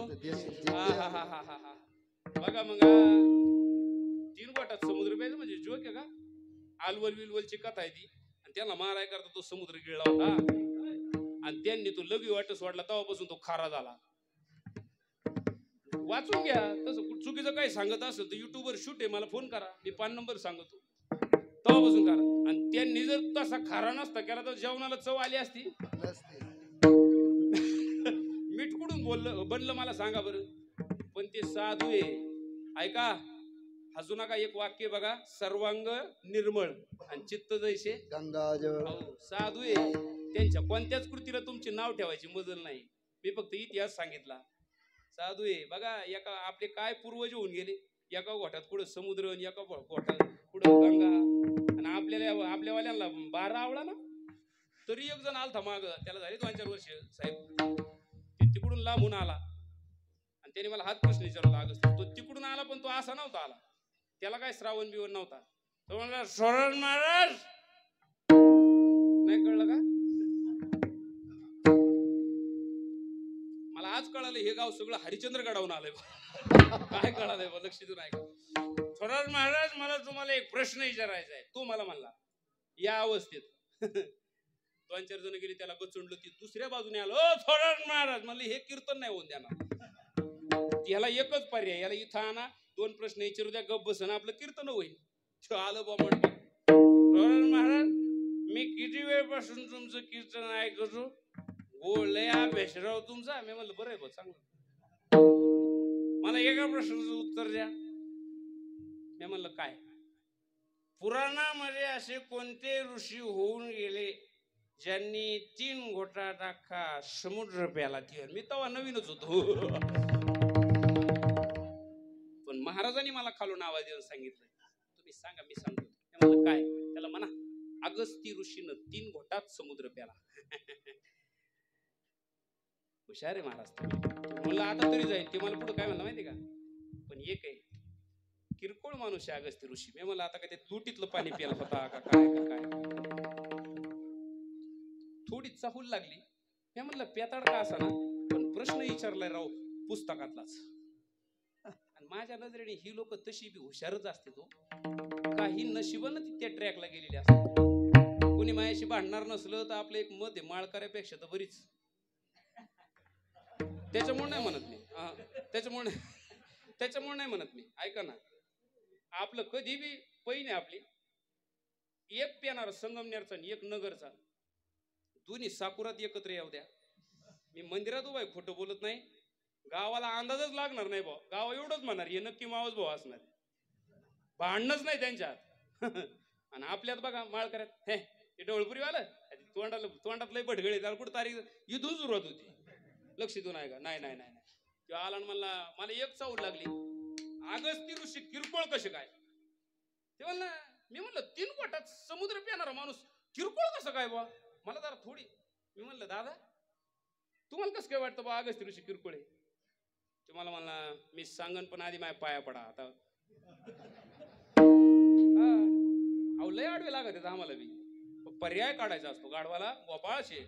मी जरा असं गेलं म्हणलं माऊली जय हरी, आता तरी सांगा. अगस्ती ऋषी किरकोळ माणूस आहे.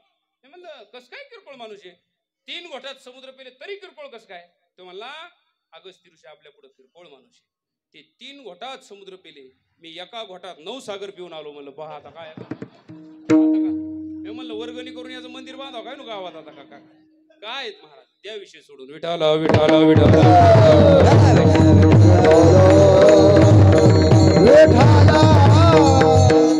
थोडासा आपला चुटकुला टाकला. कथेत आतापर्यंत कुठं विरोध नाही. बघा आता काय झालं. जन्नू ऋषीनं गंगा गिळली आणि भगीरथ राजा आले. आणि भगीरथ राजा म्हणू लागले महाराज एक तर अगोदरच 5 पिढ्या तपश्चर्याला लागल्या. इकडून तिकडून महादेव तयार केले. आणि आता रस्त्यात जाताना तुमचं विघ्न असं करू नका. जगाच्या कल्याणाकरता ह्या गंगामाया पृथ्वी तलावर आल्या. आणि तुम्ही साधू आहे. साधूची वृत्ती उद्धारात्मक असली पाहिजे. बुडते हे जन न देख वेडोळा येतो कळवळा. असं हृदय साधूचं असतं मी ऐकलेलं आहे. आणि तुम्ही कृपा कराल अशी माझी इच्छा आहे. याचं नम्र भाषण ऐकलं आणि साधूच्या वृत्तीत पालट झाला. अच्छा ठीक आहे तुझी इच्छा पूर्ण करतो. पण आता तोंडाने ग्रहण केली. नैसर्गिक प्रक्रिया पुन्हा 2 आहे. जसं यांनी समुद्र गिळला आणि लघुशंकेतून विसर्जित केला, तसं जन्नू ऋषींनं नदी गिळली पण लघुशंकेतून नाही विसर्जित केली. त्यांनी जांगा फाडली, मांडी फाडली आणि मांडीतून तिला प्रवाह दिला. या भगीरथ राजाचे डोळे दिपले आणि राजानं सांगितलं, महाराज इथपर्यंत येईपर्यंत लोक हिला भागीरथी म्हणतील आणि आजपासून उद्या इथून पुढे जी वाहील तिला लोक जान्हवी म्हणतील. मग तिथून पुढे तिला नाव पडलं जान्हवी. पुन्हा भगीरथ पुढे, आता जान्हवी मागे, आता भागीरथी नाही. जान्हवी मागे चालत होती, भगीरथ पुढे चालत होते आणि कपिल मुनींच्या आश्रमापर्यंत हे पोहोचले. 60,000 पूर्वजांचा ढीग होता. या महात्म्यानं हातामध्ये पाणी घेतलं आणि गंगेला आव्हान केलं, आधी यांचा उद्धार करा, या कार्यास्तव तुमचं आगमन आहे. आणि मग त्या गंगा मैयेने 60,000 पूर्वजांच्या ढिगाराला स्पर्श झाल्याबरोबर त्याच्यातून दिव्य देहवरती आले. या अंशुमान आपल्या ह्या भगीरथाला प्रणिपात केला. चंद्र सूर्य असेल तोपर्यंत तुमची कीर्ती आमच्या आशीर्वादाने अबाधित राहील. हा आशीर्वाद त्या मुलाला प्राप्त झाला, यांचा उद्धार झाला, ते स्वर्गाला निघून गेले. आणि हे कपिल कोण आहे ते सांगतो आता तुम्हाला परत एकदा. ती मगाशीच सांगितलं, कपिल हे महान परंपरेतले असल्यामुळं या त्या स्थानावरून जिथं सागराला ही नदी मिळाली ते स्थान आहे, ते जिथं मुनींचं आश्रम होतं. आणि तिथून पुढं सब तीर्थ बारंबार आणि गंगा सागर एकही बार, त्या स्थानाला नाव पडलं गंगासागर. म्हणून आजचा अभंग आहे, वाचे म्हणता गंगा गंगा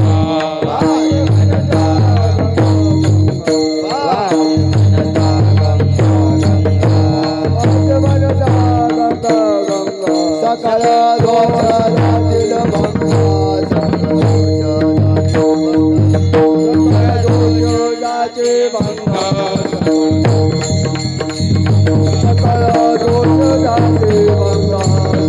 दोष जाते भंगा.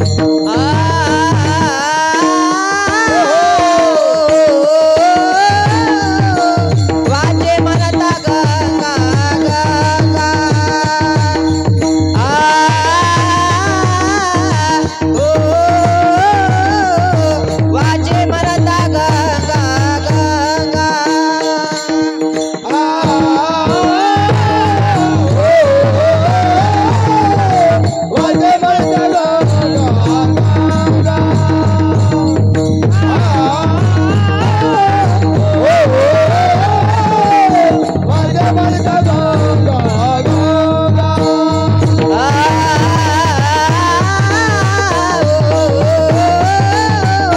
वाचे म्हणता गंगा गंगा. वाचे म्हणता गंगा गंगा,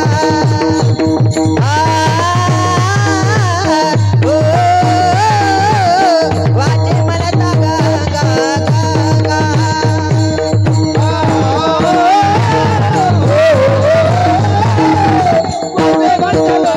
वाचे म्हणता गंगा गंगा, सकळ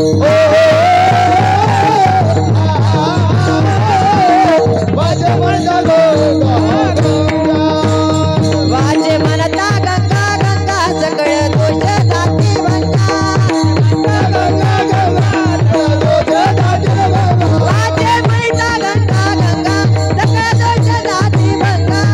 म्हणता गंगा गंगा, सकळ दोष जाती भंगा.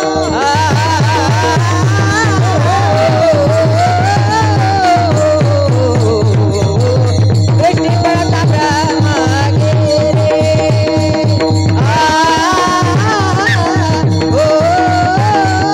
दृष्टी पडता ब्रह्मगिरी.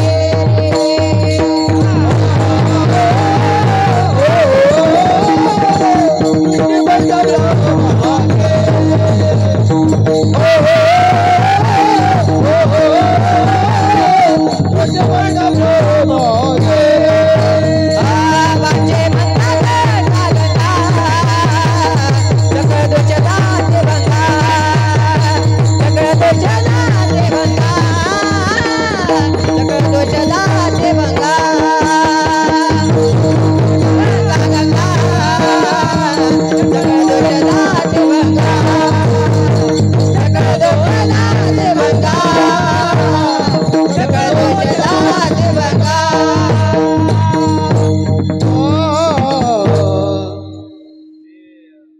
गाडी 80च्या पुढे नसते चालवायची, पण ती मुद्दाम नाही चालवणार. त्याचं वय जसे तशी गाडी चालते. हे दोष नंतर जाणार आहे. गोडून जेवढं गोड वाटत आहे का नाही तेवढं असं पळून नाही. ठीक आहे चला. या वयात जीन पॅन्ट घालून पिक्चर बघायचे तिकडं, ते सोडून इकडं करायचं म्हणलं समजून घ्यायचं. त्याच्यामुळे आपण ऍडजस्ट करून घेतलं पाहिजे, आहे की नाही महाराज. या वयाला तसं माझ्या संपर्कातली म्हातारी माणसं त्या शब्दाला वापरायची, याला चोंबळून चोंबळून वाटेवर आणायचं असं असतं. तर ते असं महाराजांचा मुलगा आहे, तोही वाजवायला तेवढ्याच गतीत हाय म्हणायला तेवढ्याच गतीत, दोघांचं वय एकच आहे. काळू काळू मागची म्हणते याच्या डोक्यातून काही तमाशा जात नाही. असू द्या चला. वाचे म्हणता गंगा गंगा सकळ दोष जातील भंगा. ऐका, उद्धार केला आपल्या पूर्वजांचा. आणि आता मला इथून युटर्न मारायचा आहे. क्रमाला धरून कीर्तन आहे जिथल्या तिथे पद्धतशीर आहे. ज्यांनी मन लावून ऐकलं त्यांना अख्खी लिंक लागली बघा. पूर्वजांचा उद्धार झाला आणि त्या गंगेला आव्हान केलं, आता जगाच्या कल्याणाकरता हे प्रवाह विस्तारित करा. गंगा त्र्यंबक राजाच्या पश्चिम भागापासून अजून विस्तार पावलेली आहे. आणि म्हणून ते महात्म्य सुद्धा असाधारण आहे, महात्म्य अतुल्य अवर्णनीय आहे. आणि या मंडळींनी तेच असणारं गंगाजल, त्यालाच अर्थात गंगा पूजन आपण म्हणतो, त्या पूजनाच्या निमित्ताने हा सगळा सोहळा आयोजित केला. आणि त्याचा शेवट कधी गोड होत असतो. एखादी गोष्ट करायची म्हणून केली की त्याच्याबद्दलची आत्मीयता वाढत नाही. महाराज लोकांना का बोलवायचं? गंगा पूजन आणलं, नुसतं पूजन केलं तर जमत नाही का? कीर्तनाची काय गरज आहे? त्या महाराजांनी त्याच्यातला अभ्यास करायचा. आणि ह्या कार्यापाठीमागची पार्श्वभूमी ही आहे, ही सामान्य वर्गाच्या कानावर पोहोचवायची, जेणेकरून त्यांच्या घरादारात त्यांच्या कुटुंबाला या सगळ्या गोष्टीचं महत्व कळेल. म्हणून नमामि गंगे हर हर गंगे. गंगा ही अत्यंत, एक बोलू तुम्हाला असे बरं का महाराज माऊली, मी असा एक श्लोक वाचलाय, माझ्या संग्रहात गेला तो श्लोक. श्लोकामध्ये असा उल्लेख केलाय बघा, या सृष्टीमध्ये सृष्टीच्या चलनवलनापासून आजपर्यंत काही गोष्टी फक्त परोपकाराकरता आलेल्या आहेत. रविचंद्रो गुणवृक्षा नदी गावश्च सज्जना येत परोपकाराय युगे दैवेन निर्मिता. झालं माझं प्रवचन, मी आपलं कीर्तन थांबवणार आहे. परत ऐका, रविचंद्रो गणवृक्षा नदी, परत आलं बरं का, नदी म्हणजेच गंगा. नदी गावश्च सज्जना, हे जे 5 नावं सांगितले, देव म्हणतात सृष्टी निर्माण करताना ज्यांची उत्पत्ती केली, हे जर नसतं तर जग टिकलं नसतं. सूर्य उगवला नाही तर काय होईल समजून घ्या. विटॅमिन डी न मिळणं, हे झाडाखालचा वसवा ज्या झाडाला आहे ते झाड वाढत नाही. सूर्य उगवला नाही किंवा 4-2 दिवस जर सुट्टीवर गेला तर हाहाकार होऊन जाईल. सूर्य उगवतो, मावळतो, पण त्याच्यातली अद्भुत गोष्ट अशी दादांनो, सूर्य उगवतो आणि त्याच्या खाली प्लेटा लावतात लोक त्या कोणत्या तरी सौर ऊर्जेच्या, त्याच्यावर वीज बनवतात आणि ती वीज लोकांना विकल्यावर ते बिल घेतात. पण ज्याच्या किरणांवर ती ऊर्जा तयार केली तो मात्र यांच्याकडून बिल घेत. काय गणित आहे हो, याला म्हणायचं करी लाभावीन प्रीती. ऐका, असे मोबदल्या शिवाय जगणारं पात्र म्हणजे सूर्य. 2 चंद्र, चंद्र शीतलता प्रदान करतो. रविचंद्र घनो ढग, ढग तयारच झाले नाही तर पाणी फिल्टर समुद्रातलं खारं पण जाऊन गोड पाणी आपल्या गावात आणून घालणारा कोण आहे मला सांगा? ढग मेघ आहे. मला 2-4 जण म्हणले यंदा पाऊस लेट झाला. म्हणले लेट नाही झाला, तुम्हाला रोग आला. काय म्हणले, असं काय बोलतो महाराज? म्हणलं मी लहान होतो तेव्हा खेळायच्या नादात मी अंगणात जाऊन म्हणायचो ये रे पाऊस. याला स्वर नाही याला हे असंच म्हणायचे, ये रे पावसा तुला देतो पैसा, पैसा झाला मोठा पाऊस आला मोठा. असं म्हणलं का तो यायचाच. आता कोणी म्हणणच गेलं. त्याच्या आईनं, पोऱ्याच्या त्या बारक्या बुट्ट्याच्या आईनं त्याला शिकवलं, रेन गो अवे. म्हाताऱ्याला नाही इंग्लिश कळत पण त्याला कळत आहे ना, त्याचा अर्थ आहे पावसा परत जा. ते आलं मेच्या टप्प्यातच आलं पुन्हा मागे निघून गेलं. गाणी अशी इंग्लिश मीडियमची गाणी, त्याच्या पुढे म्हणू नका, येड्यापणा करू नका. रविचंद्र घनो म्हणजे ढग. वृक्ष सुद्धा परोपकार करतात, सावली देतात, ऑक्सिजन देतात, फांद्या देतात, फळं देतात, फुलं देतात. चला जाऊ द्या.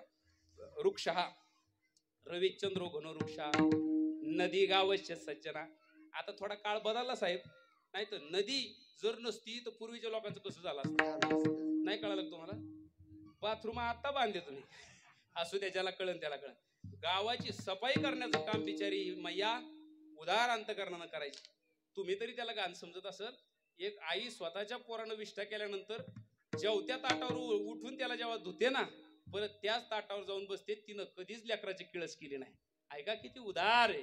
म्हणून नदी गावाचे सज्जना आणि गाय हे परोपकारा करताय आणि सज्जन हे परोपकारा करताय. दादांनो, या भगीरथाच्या अथक प्रयत्नाने मिळालेली गंगा आणि तिचं जल आणि तिचं पूजन आणि पूजनाचं कीर्तन आणि तुम्ही भागीदार. विठोबा रखुमाई विठोबा रखुमाई विठोबा रखुमाई विठोबा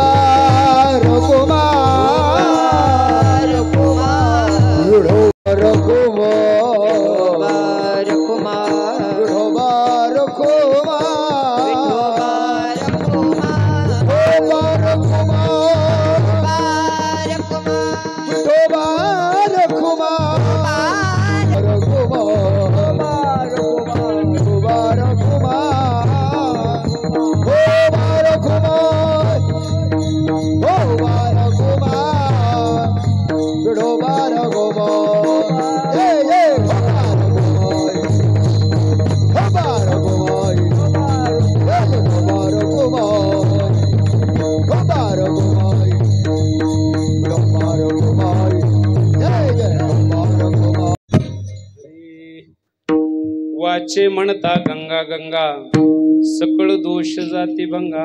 काय गोड चिंतन आहे बघा. आणि आता आपली वेळ जी आहे ती पूर्णत्वाकडे जाणार आहे. अजून वेळ आहे, त्याचा सदुपयोग मी करणार आहे. पण महाराज वाचे म्हणता गंगा गंगा हे म्हणण्यानेच नुसतं क्रमप्राप्त आहे का पुण्याईचं? नाही नाही, गंगाजल आणल्यानंतर हे बघा, ज्याला शक्य आहे त्याने ते टाळू नये आणि ज्याला शक्य नाही त्याने दुसरा पर्याय वापरावा. कोणता? वाचे म्हणता गंगा गंगा. काय असतं माहिती का? तो भाव असतो. भाव भावे विन देव न कळे संजय. आळंदी पंढरपूरला तुम्ही मंडळी जातात. मी माझ्या गुरुजींच्या आश्रमात असताना एकदा गेलो. खरंय जे खरंय ते बोलतो. नवीनच परमार्थाच्या वाटेकडं, ते पण पुढचं वाक्य सांगतो अपघाताने. आई वडील आजी आजोबा पिढीजात परमार्थ ज्याला म्हणतो तो आमचा नाही. अचानक परमार्थिक बनल्यामुळे सगळे नियम राखतात नाही. जसा उतरलो तसाच गंगेत. मारुती समोर सांगतो, काहीच विचारलं नाही बा गुरुजींनी. जसा हात माग गेला त्याचे खाडकान तोंडात मारली. होय माग म्हणले. मी म्हणलं सरळ तर आलो बे खाली, मी कुठं काय केलं बघ. पण तेव्हा महत्व माहित नव्हतं. ही गंगा आहे आणि गुरुजींची चूक नाही. जो जिथं राहतो ना त्याला त्याची आत्मीयता असते बघा, महत्व असतं. सगळ्यांनाच नसतं. बऱ्याच वेळा तर उलट पण आहे. ज्या गावची गंगा त्याच्या गुडघ्याला सांगा. नाही कळालं का? काही काय परत ऐका बरं का, काहींचं राहून जायचं नाही. तर ज्या गावची गंगा त्याच्या गुडघ्याला सांगा. याचा अर्थ काय? गुडघ्याला सांगा म्हणजे ते गुडघ्याच्या वर पाणी लागून देत नाही. याला काय अर्थ आहे? पण आमचे गुरुजी 3-3 वेळा 2-2 वेळा शक्य होईल तेव्हा आंघोळ करायची इंद्रायणीमध्ये. आणि तोंडात मारली. सांगितलं इथून पुढं आईला लात मारता येते. मारणं नाही म्हणत त्याला, अंगावर बागडणं म्हणतात. जोपर्यंत लेकरू विनम्रतेने लहान भाव करून आईच्या अंगावर खेळतं तोपर्यंत आईला त्याचा हरिक आहे. पण जाणीवपूर्वक लात लागली तर त्याचं पाप आहे. अज्ञानपणात तू चप्पल घालून उतरला. उद्यापासून वाक्य ध्यानात ठेवायचं. गंगेत उतरायच्या आधी चप्पल बाजूला. गंगेला स्पर्श करायचा, पाण्याला पाया पडायचं. वंजुळीत पाणी घ्यायचं, कोरड्या जागेवर आणून ते पाणी टाकायचं, गल करायची. ते साचलेलं जोपर्यंत तोपर्यंत त्याला 5 प्रदक्षिणा मारायच्या आणि मग आंघोळीला गंगेत उतरायचा. हा नियम आहे. आता हा इथून पुढे तरी तीर्थाला गेल्यावर हा पाळा. कालपर्यंत माहित नाही तोपर्यंत त्याचा दोष नसतो. पण माहित झाल्यानंतर हे बघा, ओगा काहीतरी सांगत नाही. बरं, त्या निमित्तानं ती गंगा वंजळी धरून आणल्यावर तिथं टाकली का? इथं तरी तुम्ही फक्त गंगेच्या प्रवाहात आंघोळ करणार आहे. इकडं वर आणून ते गंगेचं पाणी टाकल्यामुळं आणि त्या गंगेला 5 प्रदक्षिणा मारल्यामुळं संपूर्ण गंगा प्रदक्षिणेचं फळ तुम्हाला जाग्यावर आहे. बरं, ते फक्त मानावं लागतं. निश्चयाचे बळ म्हणे त्याची फळ. शास्त्रात त्याला पर्याय. गोरोबा काका सावता महाराज पंढरपूरला गेलीच नाही मंडळी. जगाच्या मालकाला तिथं बोलावलं का? कांदा मुळा भाजी याच्यात आमचा विठ्ठल आहे, आमचा निश्चय झालं. ते तसं तुमचा भाव पाहिजे. आम्ही प्रदक्षिणा मारली, आम्हाला तेवढं पुण्य मिळणार. याच्या पुढचं सांगतो. जरी नाही शक्य झालं, गर्दी खूप आहे, वाहून जाण्याची भीती आहे, पूर आलेला आहे, काही टेन्शन नाही. तीर्थाच्या जागेवर पोहोचले, तीर्थ नुसतं लांबून जरी नजरेने दिसायला लागलं तरी पुण्य प्राप्त होतं. अभंगाचं दुसरं चरण.